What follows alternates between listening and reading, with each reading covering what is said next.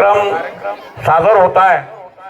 खरोखरच असा नाविन्यपूर्ण कार्यक्रम आहे आणि मी तर त्या मुलींच्या शाळेचे जे मुख्याध्यापिका त्यांचे सहकारी खरोखरच म्हणजे एक असा सांस्कृतिक कार्यक्रम जे मुलांना स्टेज डेअरिंग ज्याला म्हणतो धाडस आपण, कारण एक तुम्हाला म्हणणं आहे कौन बनेगा करोडपती, तर तसंच हे आहे कोण बनेगा कलाकार।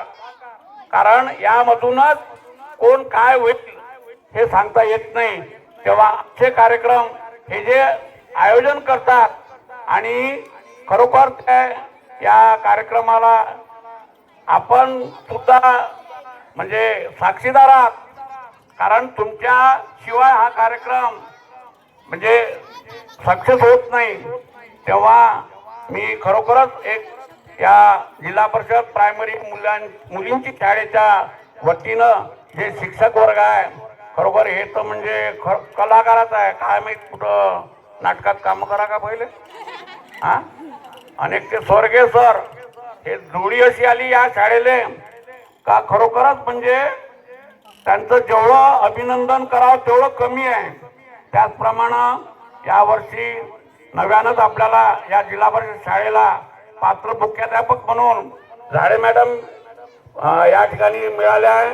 त्यांच्या सहकारी शिक्षिका वांगे मॅडम आहे, अधिक आहे, अशा सर्व स्टाफ एकदम म्हणजे लोक काय म्हणत होते अगोदर जिल्हा परिषद शाळा म्हणजे गुरांचा, वाईट वाटू नका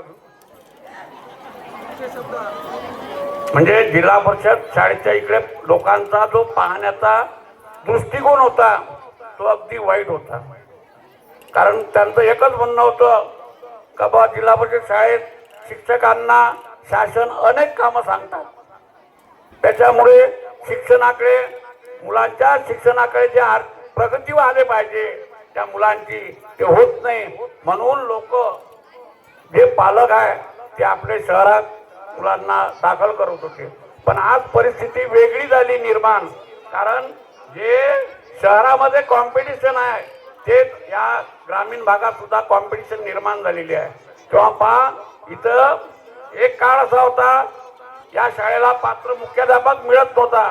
त्याचं कारण काय होतं तर पटसंख्या कमी, याच्यामुळे आपल्याला पात्र मुख्याध्यापक मिळत नव्हता।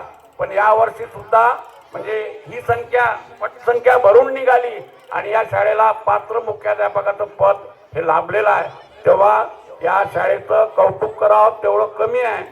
पण खरोखरच अशीच जर या स्टेननं आपण जर काम केलं तर निश्चितच मुलामध्ये एक धाडस निर्माण होईल आणि त्यांना एक धाडस असं होईल प्रत्येक जण आपल्या घरी म्हणजे आता माध्यम बदललं आहे, तेव्हा हे लहान लहान मुलाचं खरोखर पाहिजे एवढं कौतुक करावं तेवढं कमी आहे। आणि तुम्ही या मला 2 शब्द बोलायचा जो वेळ दिला त्याबद्दल मी तुमचे धन्यवाद।